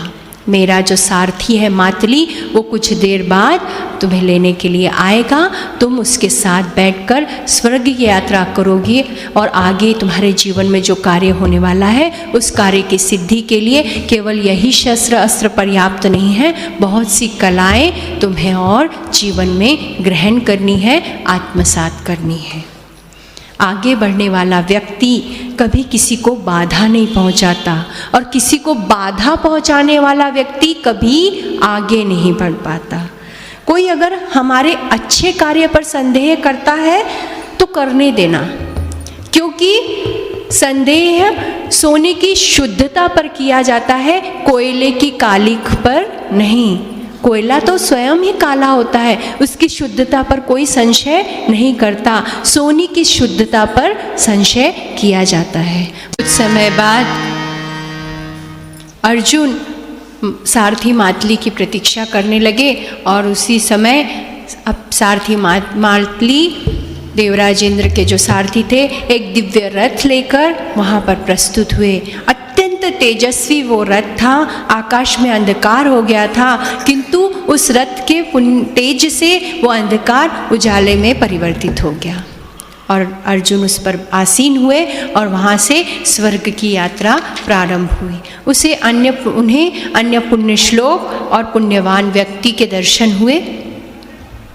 कुछ पूछने से पूर्व ही सारथी मातली ने बताया, ये तपस्वी ऋषिवर हैं जिन्होंने अपने पुण्य प्रभाव से यहाँ पर अपना एक निजी निर्धारित स्थान ग्रहण कर लिया है और ये तारागण बनकर इस स्वर्ग में निहित है। अपने तेजस्विता से, अपने अच्छे कार्यों से, अपने तप से यहाँ पर ये हैं। आगे उन्हें स्वर्ग था, वो स्वर्ग की का वर्णन कैसे किया जा सकता है? स्वर्ग का उद्यान, स्वर्ग के जलाशय, स्वर्ग के वृक्ष, स्वर्ग अद्वितीय था, अपूर्व सौंदर्य स्वर्ग में निहित था। अनेक अप्सराएं, यक्ष, गंधर्व, किन्नर गान कर रहे थे। उसी समय स्वर्ग के द्वार पर अर्जुन आए। देवराजेंद्र ने अत्यंत आदर और सत्कार उनका किया है, और आदर सत्कार करने के बाद देवराजेंद्र ने कहा कि कुछ दिन तुम्हें जप तप करके ध्यान करना होगा, उसके बाद बाकी की जो ज्ञान की बातें हैं और अस्त्र शस्त्र विद्या है वो मैं तुम्हें प्रदान करूँगा। अर्जुन ने वैसा ही किया, जप तप किया, ध्यान किया और ब्राह्म मुहूर्त पर शुचिरभूत होकर बैठे तो देवराजेंद्र ने उन्हें सभी शस्त्र अस्त्र प्रदान किए। देवराजेंद्र से अस्त्र शस्त्र प्रदान होने के बाद अर्जुन ने कहा, देवराज अब मुझे चलना चाहिए। देवराजेंद्र ने कहा, मैंने इससे पूर्व भी तुम्हें बताया था कि और भी कलाएं तुम्हें सीखनी है जो तुम्हारे भावी जीवन में निर्धारित करके तुम्हारे भावी जीवन में उपयोग में आने वाली है। ये है गंधर्व चित्रसेन जो तुम्हें नृत्य कला और गायन कला की विद्या देने वाले हैं, जो तुम्हारे भावी जीवन में तुम्हारे काम आने वाली है। कुछ ही दिनों में अर्जुन ने गंधर्व चित्रसेन से गायन कला और नृत्य कला में प्रावीण्यता हासिल कर ली, और इस तरह अर्जुन के स्वर्ग में 5 वर्ष बीत गए। जब 5 वर्ष बीत गए तो उन्हें भाइयों की याद आने लगी। अभी तक केवल अभ्यास था, और जब अभ्यास में पूर्ण हो गया तो उन्हें भाइयों की याद आने लगी। उन्होंने चित्रसेन जी से कहा कि अब मुझे चलना चाहिए। गंधर्व चित्रसेन ने कहा, ठीक है, मैं देवराज इंद्र से आज्ञा लेकर आता हूँ, उसके बाद तुम चले जाना। और वो वहीं पे उन्हें छोड़कर भवन में देवराज इंद्र के पास आए। देवराज इंद्र ने कहा कि सब कुछ उसने हासिल कर लिया है, अब अप्सरा उर्वशी को कहो कि अर्जुन की सेवा करे, उसका मतलब उसका मनोरंजन करे, उसकी कुछ दिन तक सेवा करे। उसने इतने दिन स्वर्ग में बिताए हैं, उसकी सेवा करे, और उसके बाद अब हम अर्जुन को यहाँ से भेज देंगे। किंतु उनके गुणों का बखान, उसके कीर्ति का बखान उर्वशी से अवश्य करना। चित्रसेन जी गए हैं उर्वशी के पास। अत्यंत रूप यौवना, अत्यंत सौंदर्यवान थी उर्वशी। उर्वशी के पास जाकर गंधर्व चित्रसेन ने सारी बातें बताईं, और उन्होंने कहा, देवराज इंद्र की आज्ञा है कि तुम कुछ दिनों तक अर्जुन की सेवा करो। अर्जुन के बारे में वो जान गई तो उसका मन उसके प्रति आकृष्ट हुआ, और शीघ्र उसने दिव्य सुगंधित पदार्थ से स्नान किया और अत्यंत वेग से वो अर्जुन के पास गई। जैसे ही रूप यौवना थी, किंतु अर्जुन के मन में किस प्रकार के विचार आए? हमारे जैसी दृष्टि वैसी सृष्टि, जैसी हमारी दृष्टि होगी वैसे हम ये सृष्टि दिखाई देगी। अर्जुन ने कहा कि मैं आपकी क्या सेवा कर सकता हूँ? उर्वशी ने कहा, देवराज इंद्र ने मुझे आपकी सेवा के लिए नियुक्त करा है, आप मुझे स्वीकार कीजिए। अर्जुन ने कहा, जिस तरह की माता कुंती, माता माद्री, देवराज इंद्र पत्नी शची मेरी माताएं हैं, वैसी तुम भी मेरी माता हो, क्योंकि तुम पुरुवंश की हो, पुरुरवा की पत्नी हो, जो कि हमारे वंशज है, इसलिए तो आप भी मेरी माता है। उर्वशी को बहुत क्रोध आया और उसने कहा, अप्सराएं किसी की माता नहीं होती, हमारा किसी के साथ विवाह नहीं होता, हम स्वतंत्र हैं। तुमने मेरी सेवा का अपमान किया है, मुझे स्वीकार नहीं किया है, इसलिए आज ही मैं तुम्हें श्राप देती हूँ, तुम नपुंसक हो जाओगे। अर्जुन को बहुत दुख हुआ और उर्वशी वहां से क्रोध में चली गई। जाकर अर्जुन ने देवराजेंद्र से ये सारी बातें बताई तो देवराजेंद्र ने कहा, निश्चिंत रहो, तुम्हें ये शाप नहीं वरदान प्राप्त हुआ है। अज्ञातवास का 1 वर्ष तुम्हें व्यतीत करना है। उस समय तुम नपुंसक बनकर 1 वर्ष तक नृत्य गायन कला करोगे और इस तरह अज्ञातवास को पूर्ण करोगे। उसके बाद तुम्हें तुम्हारा पूर्व रूप प्राप्त हो जाएगा। निश्चिंत होकर तुम्हारा पुरुषत्व तुम्हें प्राप्त हो जाएगा। निश्चिंत होकर तुम रहो। और उसी समय महर्षि लोमश ऋषि का वहाँ पर आगमन हुआ। वो पृथ्वी लोक, स्वर्ग लोक, पाताल लोक पर केवल इच्छा से जा आ सकते थे। महर्षि लोमश ऋषि के आने पर देवराजेंद्र ने कहा कि आप जाइए, धर्मराज युधिष्ठिर को इनकी कुशलता का संदेश दे दीजिए और कहिए कि आप सभी निश्चिंत रहे, अर्जुन अत्यंत कुशलता से है। लोमश ऋषि वहाँ से निकले हैं और यहाँ पर धृतराष्ट्र को अर्जुन की शक्ति, अस्त्र विद्या, शस्त्र विद्या, भगवान शिव को प्रसन्न करने के सारे समाचार महर्षि व्यास से प्राप्त हुए। धृतराष्ट्र अत्यंत उद्विग्न हो गए कि ये पांडव तो शक्तिशाली होते जा रहे हैं, दुर्योधन तो खा रहा है, सो रहा है, बैठ रहा है, कुछ नहीं कर रहा, तो हमारा क्या होगा। मैंने बहुत बड़ी गलती की पांडवों को वनवास देकर। मुझे उसी समय रोक लेना चाहिए था, परंतु अब पश्चाताप करने से कुछ नहीं होगा। अब दुर्योधन को रोकना चाहिए था। अब आगे क्या होगा उसके परिणाम को जितना सामर्थ्य है मुझ में, मैं रोकने का प्रयास करूँगा। कि ऐसा मन में सोचते थे। धृतराष्ट्र का मन बुरा नहीं था, वो पांडवों से बहुत प्रेम करते थे, किंतु पुत्र प्रेम में अंधे थे।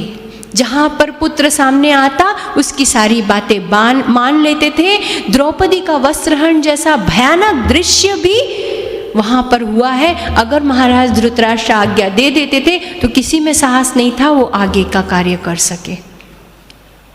धर्मराज देवराज इंद्र के आज्ञा के बाद वो सभी महर्षि लोमश वहाँ से निकले हैं। धर्मराज युधिष्ठिर और भीम आपस में बातें कर रहे हैं। भीमसेन ने कहा कि ये दुराचारी दुर्योधन ने हमारे साथ कपट किया है। भ्रातर्षि अभी मुझे आज्ञा दीजिए, मैं कपट से जाके उसका वध कर देता हूँ। अत्यंत बलवान और तिशक, अभी जाकर उसका वध कर देता हूँ। उसने हमारे साथ छल नहीं किया था क्या? तो फिर हमने छल से उसका वध कर दिया तो हम शांति से रह तो पाएंगे। मुझे बहुत क्रोध आता है, उसने हमारे साथ अन्याय किया है।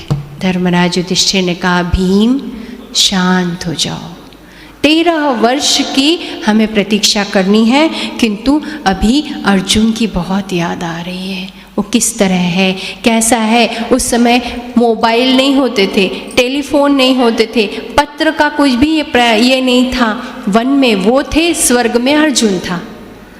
एक लोक यहाँ पृथ्वी लोक पर युधिष्ठिर पांडव थे, स्वर्ग लोक में अर्जुन था। समाचार कैसे प्राप्त होता और कैसे उसकी कुशलता। प्रेम, आपस में प्रेम इतना था पांडवों में, 5 उंगलियां 1 मुट्ठी ऐसे पांडव थे। और उसी समय महर्षि लोमश ऋषि का वहाँ पर आगमन हुआ। धर्मराज युधिष्ठिर ने महर्षि का खूब स्वागत किया, प्रणाम किया, आदर आतिथ्य किया। उसके बाद महर्षि लोमश ने बताया कि मैं अपनी इच्छा से स्वर्गलोक में जाकर आया हूँ। अर्जुन अत्यंत कुशलता से है, सुरक्षित है, अत्यंत शीघ्र वो आपसे मिलेगा।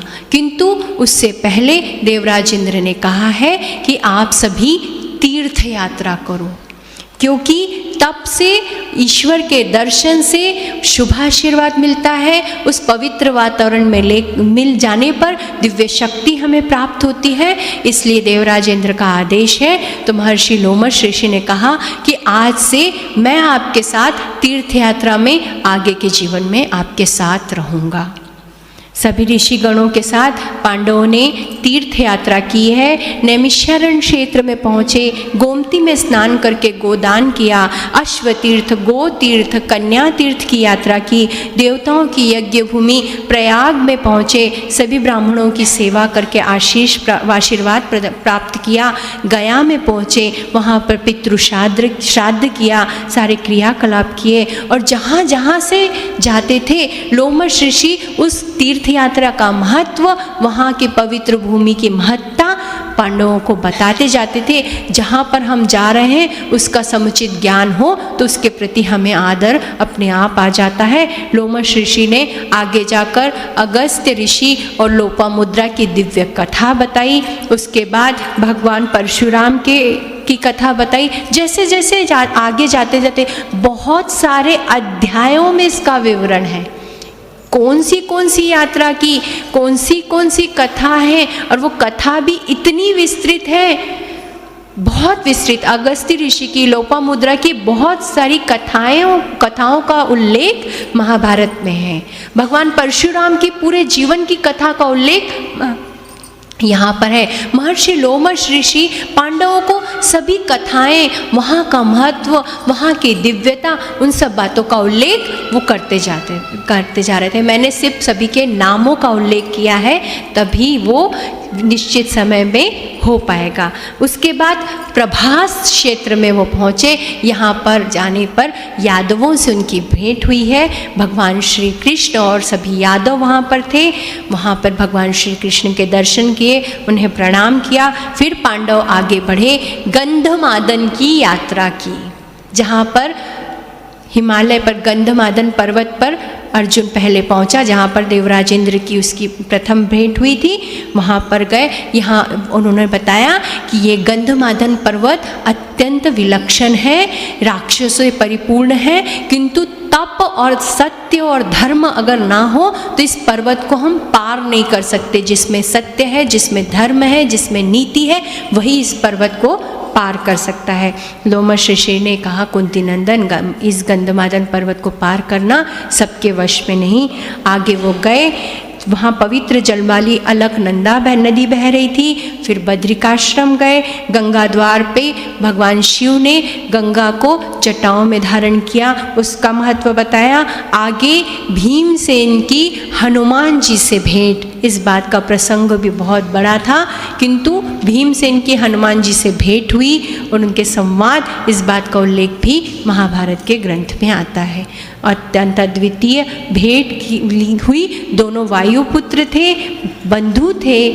भगवान हनुमान जी ने भीमसेन को हृदय से लगाया और उनके वार्तालाप, इस बात का प्रसंग उसमें आता है। यात्रा में अनेक राक्षसों का उल्लेख है जिसका वध भीमसेन ने किया है। 12 वर्ष का कालखंड है। ये 12 वर्षों में क्या क्या हुआ उस बात का उल्लेख यहाँ पर है। उत्तमोत्तम व्रत करते हुए पांडवों ने जब गंधमादन पर्वत पर निवास किया, अर्जुन ने अस्त्र विद्या प्राप्त कर विविध कलाओं से निपुण होने के लिए जो स्वर्गलोक की यात्रा की, यही वो गंधमादन पर्वत था। 5 वर्ष के बाद अर्जुन की इस पर्वत पर पांडवों से भेंट हुई है। अर्जुन ने इस 5 वर्ष के कार्यकाल में क्या क्या घटित हुआ, क्या क्या उनके साथ हुआ, किस प्रकार से अस्त्र विद्या शस्त्र विद्या उन्होंने प्राप्त की, भगवान शिव से किस प्रकार उनकी भेंट हुई, इन सभी बातों को बताया। और इस तरह पांडवों के 10 वर्ष वन में व्यतीत हुए हैं।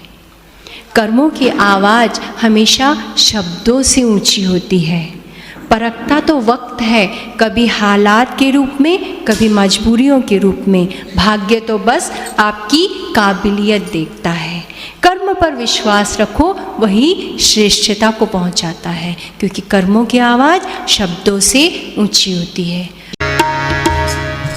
10 वर्ष का कालखंड बीत गया और 10 वर्ष का कालखंड बीतने के बाद उन्होंने पुनः काम्यक वन में प्रस्थान करने का निर्णय लिया कि हमें अब वहाँ सभी तीर्थ यात्राएं हो गई थी। जप तप यज्ञ दान धर्म कर साधना से उन्होंने पुण्य संचित कर लिया था। जब तक हमारे जीवन में पुण्य ना हो हम सक्षम नहीं हो सकते, क्योंकि बहुत बड़ा संकट और बहुत बड़ा युद्ध उन्हें करना था। इसलिए सभी ऋषि मुनियों ने ये कहा था कि अधिक से अधिक सभी के आशीर्वाद और पुण्यों को तुम्हें संचित करना है। इसलिए जप दप तीर्थ यात्रा और सब करके पांडवों ने पुण्य संचित किए थे। शीघ्र ही उन्हें अज्ञातवास का 1 वर्ष व्यतीत करना था।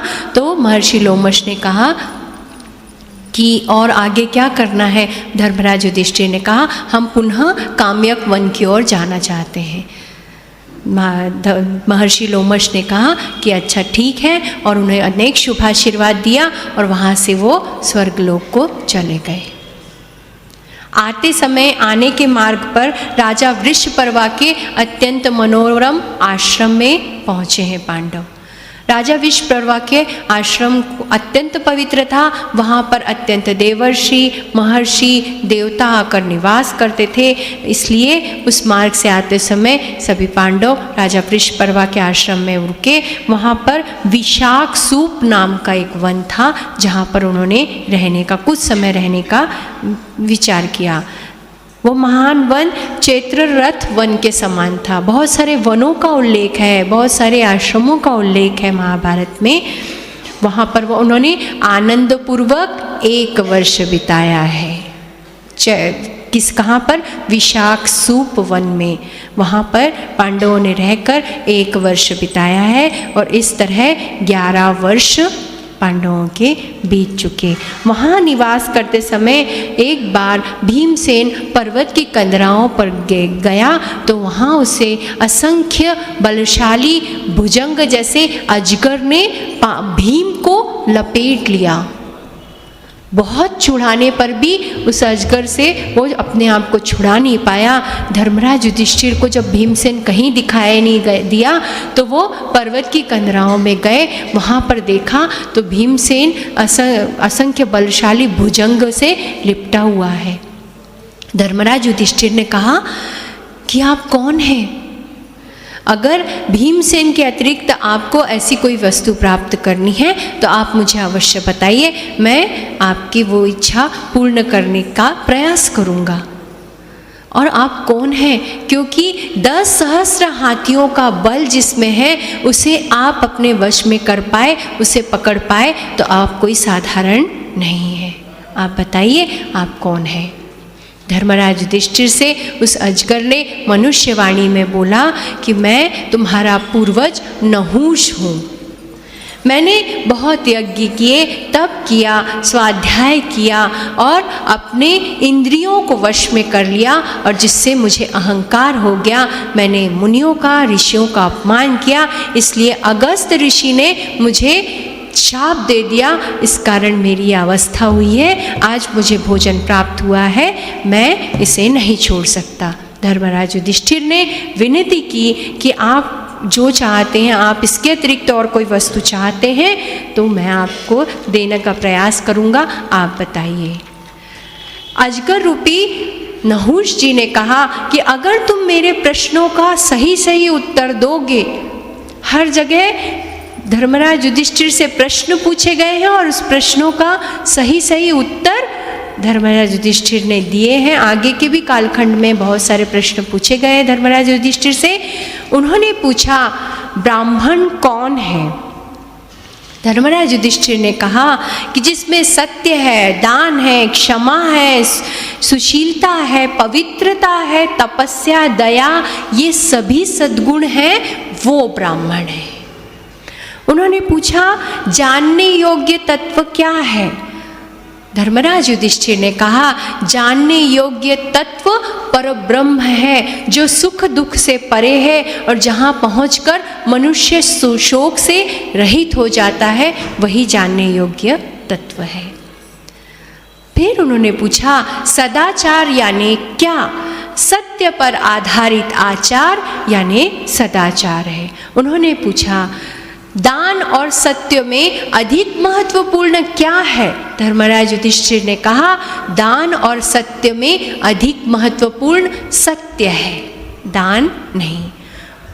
उन्होंने पूछा कर्म फल की प्राप्ति कैसे होती है? अजगर रूपी नहुष ने पूछा कर्म फल की प्राप्ति कैसे होती है? धर्मराज युधिष्ठिर ने कहा हमारे कर्मों के आधार पर हमें पुनः जन्म मिलता है और उसी प्रकार हमारे कर्मों की फल की हमें प्राप्ति होती है। प्रारब्ध को कोई बदल नहीं सकता, नियति को कोई बदल नहीं सकता।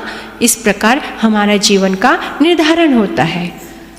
उन्होंने पूछा, अजगर रूपी नहुष ने पूछा अहिंसा और प्रिय भाषण इसमें श्रेष्ठ क्या है? धर्मराज युधिष्ठिर ने कहा, अहिंसा और प्रिय भाषण ये दोनों ही श्रेष्ठ है, किंतु कार्य की महत्व के अनुरूप ये कार्य किया जाता है। कहीं पर अहिंसा श्रेष्ठ होती है और कहीं पर प्रिय भाषण श्रेष्ठ होता है, ऐसा उन्होंने बताया।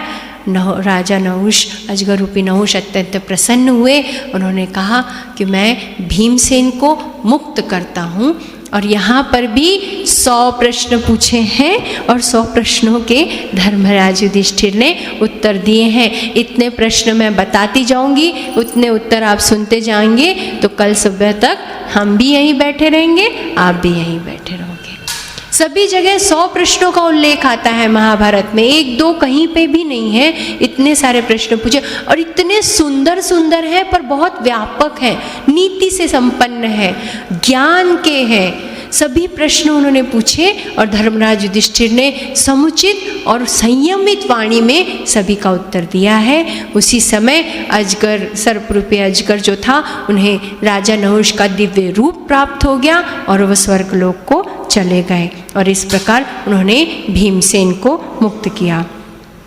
संकटों का सामना करते करते, सुख दुख सहन करते करते पांडवों के 11 वर्ष बीते हैं। और इस तरह यात्रा करते करते वह पुनः कहाँ पर आए हैं? काम्यक वन में। और काम्यक वन में जहाँ पर बहुत सारे ऋषि मुनि उन्हें मिले थे, वो सभी से उनकी भेंट हुई, अत्यंत उन्हें प्रसन्नता हुई। उसी समय एक ब्राह्मण ने आकर यह शुभ समाचार दिया कि भगवान श्री कृष्ण आपसे मिलने आ रहे हैं। और एक शुभ समाचार ये है कि महान ऋषि मार्कंडेय जी आपसे मिलना चाहते हैं। ये समाचार सुन के पांडव हर्षित ही हुए थे कि उसी समय श्वेत अश्वों का रथ वहाँ पर आकर रुका। भगवान श्री कृष्ण सत्यभामा के साथ वहाँ पर आए और पांडवों से मिले हैं। अत्यंत प्रसन्नता हुई पांडवों को और अर्जुन को भगवान श्री कृष्ण ने हृदय से लगा लिया। उन्होंने पूछा, आप सभी कुशल तो हैं? सत्यभामा द्रौपदी से मिली और द्रौपदी को धैर्य बंधाया। द्रौपदी, हमेशा धर्म की विजय होती है, धैर्य धारण करो। और सभी में दान, सत्य, तप, श्रद्धा, बुद्धि, क्षमा और धैर्य, ये सभी सद्गुण हमें आगे जीवन में यशस्वी बनाते हैं। और शीघ्र ही ये 12 वर्ष का कालखंड और 1 वर्ष का अज्ञातवास पूर्ण होगा। और उसी समय भगवान श्री कृष्ण ने द्रौपदी से बोला है, याज्ञसेनी, उनका एक नाम याज्ञसेनी भी था। उन्हें कृष्णा बोलते थे, कभी याज्ञसेनी बोलते थे, क्योंकि यज्ञ की आहुति में से अग्नि से प्रकट हुई थी द्रौपदी। इसलिए उन्होंने पूछा, याज्ञसेनी, तुम्हारे पुत्र तो अत्यंत शक्तिशाली हैं, बलशाली हैं, तेजस्वी हैं, धैर्यवान हैं, बलिष्ठ हैं, सभी कुछ उनमें है। द्रौपदी की आंखें नम हो गई। कितने वर्ष हो गए अपने पुत्रों को भी नहीं देखा। श्री कृष्ण ने कहा, धैर्य धारण करो द्रौपदी। अभिमन्यु भी अत्यंत उत्कृष्ट है, अत्यंत नम्र है, उसमें तेजस्विता, सात्विकता उसके मुखमंडल पर है। अर्जुन का पुत्र था वो अभिमन्यु। इस प्रकार का सभी बातें की और धर्मराज युधिष्ठिर से भगवान श्री कृष्ण का संवाद हो रहा था। और उन्होंने कहा, निश्चिंत रहो, आगे 1 वर्ष बाद 12 वर्ष का कालखंड व्यतीत हो जाएगा। धर्मराज युधिष्ठिर ने कहा, 12 वर्ष के कालखंड को व्यतीत करने के बाद प्रभु, हम आपकी शरण में आने वाले हैं, अज्ञातवास किस तरह पूर्ण करें, हम आपकी शरण में आएंगे। और उसी समय मार्कंडेय ऋषि का आगमन हुआ। अत्यंत वृद्ध थे, किंतु उनका तप, उनका तेज इतना था तो उनके मुखमंडल को देखकर ऐसा लग रहा था जैसे 25 वर्ष के वो युवा हों। मार्कंडेय ऋषि वहाँ पर आए और उन्होंने कहा कि देवर्षि नारद से मुझे सब कुछ समाचार मिला। मार्कंडेय ऋषि ने कहा कि धर्म का पालन करने वाला सदैव विजयी होता है, जो धर्म पे है, सत्य में है, वो सदैव विजयी होता है। महाराज युधिष्ठिर ने धर्मराज युधिष्ठिर ने, अभी तो वो महाराज नहीं थे, धर्मराज युधिष्ठिर ने मार्कंडेय ऋषि से एक प्रश्न किया, ऋषिवर, एक प्रश्न मेरे मन में हमेशा उठता है, इसका समाधान रखने का सामर्थ्य केवल आप में है, इसलिए मैं आपसे पूछता हूँ। ऋषिवर, हम सत्य प्रतिज्ञ हैं, हम सत्य में हैं, धर्म में हैं, नीति में हैं, उसके बाद भी हमारे जीवन में इतना कष्ट है और दुराचारी दुर्योधन इतना कुकर्म करता है, इतना अपराध करता है, उसके बाद भी वो ऐश्वर्य भोग रहा है, सुख में है, ऐसा क्यों? मार्कंडेय ऋषि मुस्कुराए और मार्कंडेय ऋषि ने कहा कि कुंती नंदन, इस संसार में मृत्यु के बाद जीव को गति प्राप्त होती है। आज का दुख तुम्हारे भावी सुख को निर्धारित करता है। सुख और दुख पूर्व जन्म के कर्मों के अनुसार मिलते हैं। किसी किसी जीव को यहाँ पर दुख मिलता है, मृत्यु के बाद सुख मिलता है। किसी किसी जीव को यहाँ पे भी दुख मिलता है, मृत्यु के बाद भी दुख मिलता है। किसी को यहाँ पर सुख मिलता है किंतु मृत्यु के बाद भी सुख मिलता है। सुख और दुख का समन्वय जीव के कर्मों के अनुसार निर्धारित किया जाता है। ऐसा ही सब कुछ है। सदा धर्म का आचरण करो, अधर्म का सर्वथा त्याग करो, दानशील रहो, सेवा भावना में सदा रहो, इसी से तुम्हारा कल्याण होगा। भगवान श्री कृष्ण ने भी पांडवों को यही संदेश दिया और उन्होंने द्वारका की ओर प्रस्थान किया और मार्कंडेय ऋषि ने भी यही संदेश दिया और वो वहाँ से निकल गए। इन 12 वर्ष के कालखंडों में ऐसी ऐसी घटनाएं हुई हैं जो पांडवों के जीवन में बहुत कष्टकारी थी और ये सब बातें उन्हें प्राप्त हो रही थी। दुर्योधन ने अपनी विशाल सेना और गुप्तचर लगा दिए थे। किस लिए? क्योंकि 12 वर्ष का पांडवों का कालखंड व्यतीत हो जाएगा। 1 वर्ष के अज्ञातवास में अगर उनका भेद खुल जाए तो पुनः उन्हें 12 वर्षों के लिए वन में भेज दिया जाना चाहिए। अत्यंत सतर्क हो गया था और उसी समय हस्तिनापुर में महर्षि दुर्वासा का आगमन हुआ। महर्षि दुर्वासा का आगमन होते ही महाराज धृतराष्ट्र ने उन्हें आदर सत्कार किया और अपने पुत्रों को बताया कि इनकी सेवा करो। दुर्योधन ने अपने भाइयों के साथ महर्षि दुर्वासा की अनन्य सेवा की है, इच्छा से नहीं, उनके क्रोध से बचने के लिए। वो कुपित हो जाएंगे तो फिर से क्रोध में शाप दे देंगे। और क्या करते थे महर्षि दुर्वासा? आते थे और स्नान करने के लिए जाते थे और कहते थे भोजन का प्रबंध करके रखना, मुझे बहुत भूख लगी है। और स्नान करने के बाद आते थे, कहते थे मुझे भूख नहीं लगी, मैं तृप्त हूँ। कभी कहते थे अभी मुझे स्नान करना है, रात में, दिन में, संध्या में, किसी पे। वो मन के स्वामी, महर्षि दुर्वासा मन के स्वामी हैं। परंतु दुर्योधन एक क्षण के लिए भी उद्विग्न नहीं हुआ, क्रोधित नहीं हुआ। अनन्य भाव से दुर्योधन ने सेवा की है।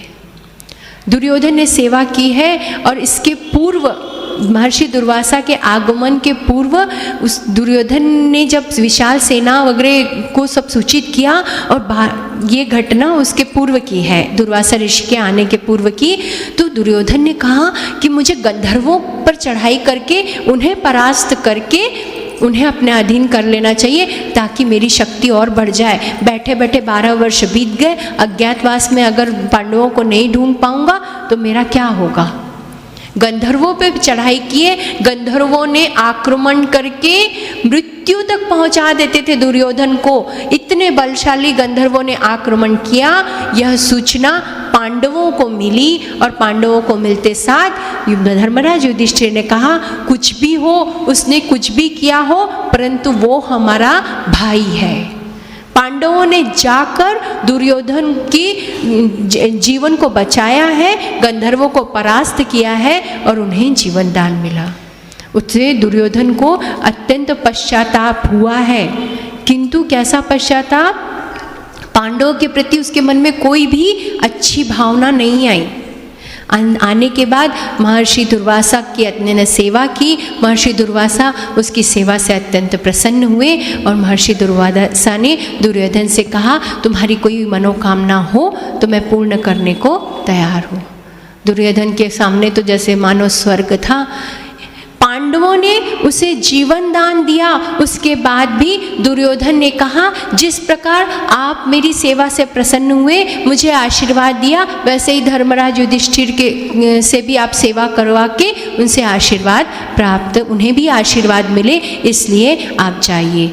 किंतु ऋषिवर, मेरी एक प्रार्थना है कि आप जब पांडव भोजन कर ले, द्रौपदी भोजन कर ले, उसके बाद अपने शिष्यों के साथ वहाँ पर जाइए और उन्हें आशीर्वाद दीजिए। इतने कुविचार जो उन्हें जीवन दान देते हैं, उसके बारे में भी दुर्योधन यह सोचता है। महर्षि दुर्वासा अपने 10,000 शिष्यों के साथ कहाँ पर पहुँचे हैं? काम्यक वन में महाधर्मराज युधिष्ठिर के पास। आदर आतिथ्य किया, स्वागत सत्कार किया। पांडव भोजन कर चुके थे, द्रौपदी भोजन कर चुकी थी, वो अक्षय पात्र धोकर पलटकर रख दिया गया था। और उसी समय दुर्वासा ऋषि पहुँचे। दुर्वासा ऋषि ने कहा कि अभी हम स्नान करके आते हैं, उसके बाद हम भोजन करेंगे। धर्मराज युधिष्ठिर ने आकर द्रौपदी को बताया कि महर्षि दुर्वासा आए हैं अपने 10,000 शिष्यों के साथ और वो भोजन करना चाहते हैं। द्रौपदी ने कहा अब क्या होगा? अक्षय पात्र का तो सब कुछ हमने कर लिया है, अक्षय पात्र से मैंने भोजन भी कर लिया है और पात्र धोकर रख दिया गया है। भगवान सूर्यदेव ने कहा था कि एक बार जब तुम्हारी पत्नी इससे भोजन कर लेगी, इसको धो दिया जाएगा, उसके बाद इस पात्र से हम कुछ भी ग्रहण नहीं कर सकते। और जब कुछ भी नहीं दिखाई दिया तो द्रौपदी ने आवाज़ लगाई, हे द्वारकाधीश आइए, मेरी संकट से मुझे बचाइए। द्वारकाधीश भगवान श्री कृष्ण, हे केशव आइए। और द्वारकाधीश केशव भगवान श्री कृष्ण उसी क्षण द्रौपदी के समक्ष प्रस्तुत हुए। आते साथ द्रौपदी से कहा, बताओ कृष्णा, किस लिए बुलाया है? किंतु एक काम करो, पहले तो मुझे बहुत भूख लगी है, पहले मुझे भोजन करा दो, उसके बाद मैं तुम्हारी बातें सुन लूँगा। और हंसने लगे भगवान श्री कृष्ण। द्रौपदी ने कहा, यहाँ मैं संकट में हूँ और आपको हंसी आ रही है। कैसा संकट? पहले तो मुझे भोजन दो। मुझे क्षमा करिए केशव, भोजन पात्र अक्षय पात्र से मैंने भोजन कर लिया है, पात्र धोकर रख दिया गया है, अब उसमें से कुछ भी हासिल नहीं कर सकते। भगवान श्री कृष्ण ने कहा, तुम झूठ बोल रही हो द्रौपदी, याज्ञसेनी तुम झूठ बोल रही हो, पात्र में अभी भी है। भगवान श्री कृष्ण के ऐसा कहने पर द्रौपदी ने कहा, कहाँ है? ये दिखा रही हूँ पात्र, देखिए उसमें एक चावल का टुकड़ा था, दाना था चावल का। भगवान श्री कृष्ण ने वो उठाया है और मुंह में डाला है। जैसे ही उन्होंने मुंह में डाला, महर्षि दुर्वासा और उनके 10,000 शिष्यों को खूब सुंदर खीर खाई है ऐसा अनुभव हुआ और उनके पेट अपने आप वहीं पर भर गए। और जैसे ही उनके पेट अपने आप भर गए, उन्होंने धर्मराज युधिष्ठिर के पास ये संदेश भेजा है कि हम यहीं से प्रस्थान कर रहे हैं, हम भोजन करने नहीं आएंगे। हर संकट में जब हम ईश्वर का ध्यान करते हैं तो ईश्वर हमेशा आता है।